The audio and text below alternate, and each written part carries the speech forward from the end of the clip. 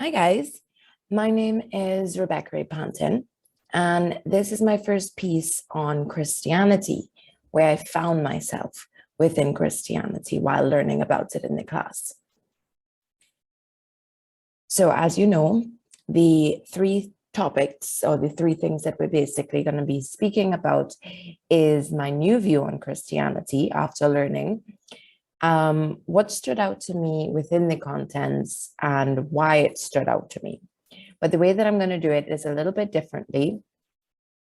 I'm going to be talking more so about what stood out to me and why, the three things that stood out to me most and why, before I speak about my new view, to give you more so of a incline as to why my view is the way that it is now. Okay, so the first thing we're going to talk about is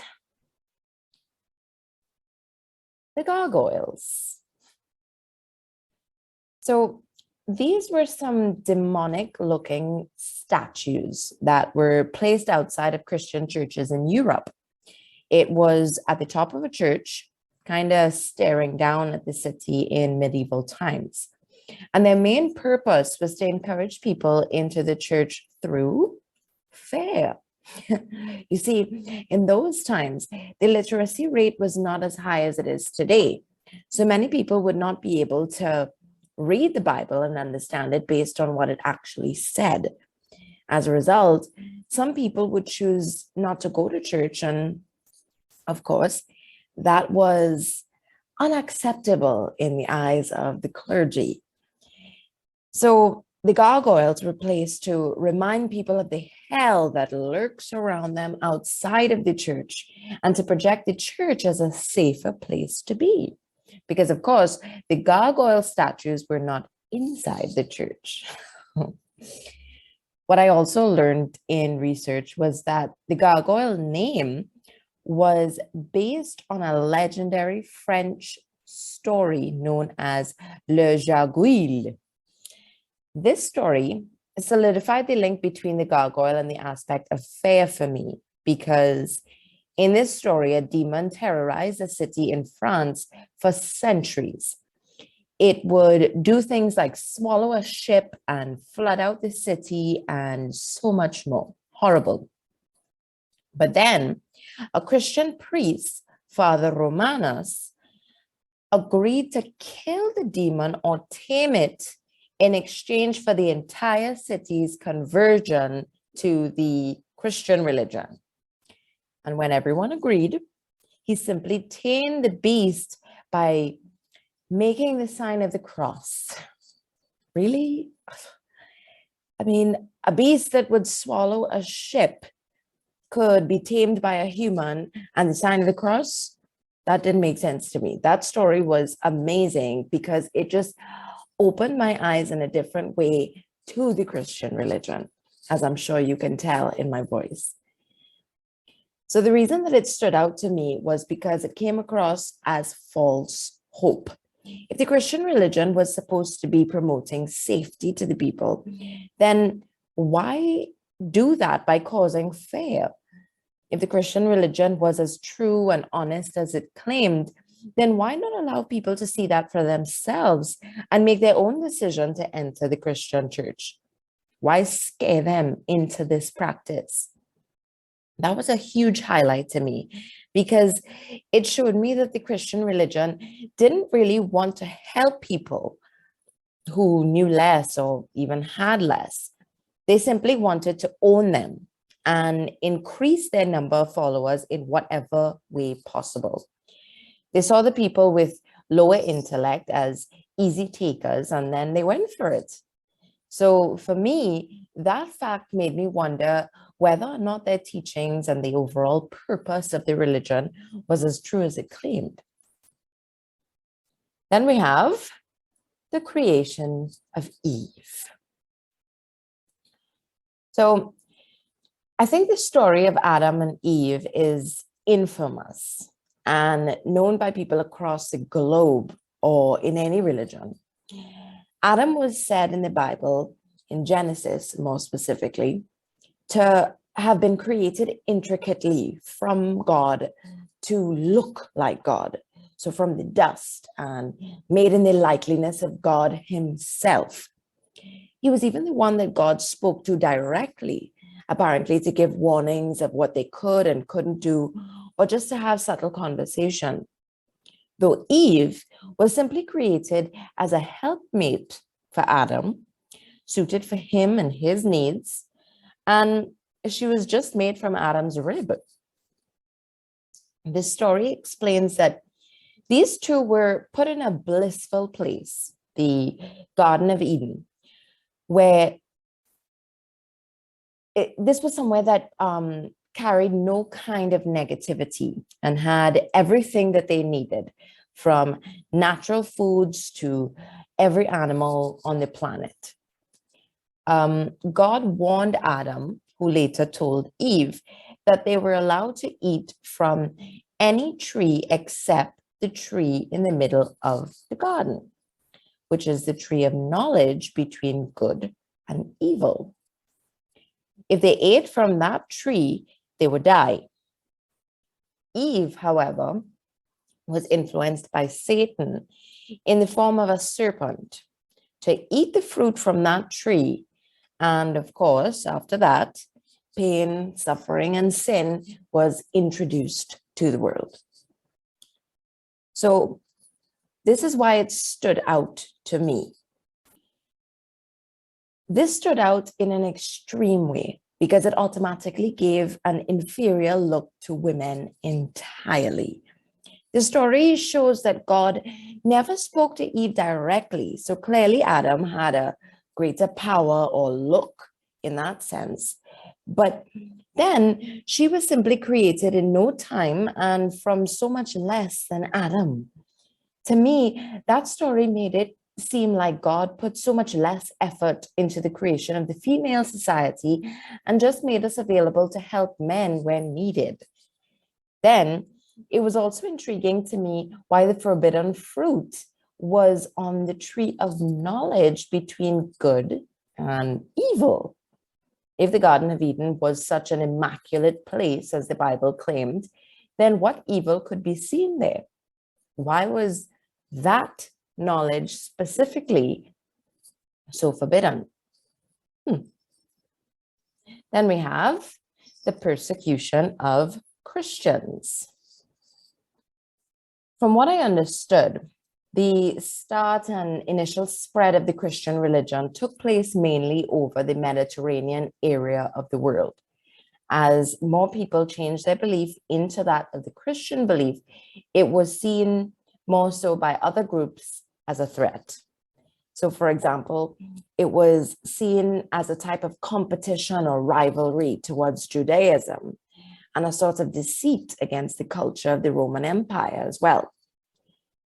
It was eventually deemed unlawful to be a Christian by the Roman Empire, and so there were many hits against the religion and its people. Crazy hits. There were claims that Christians were forced to sacrifice their belief and turn back to that of the empire. And if they chose not to do this, then they would be persecuted in super savage ways.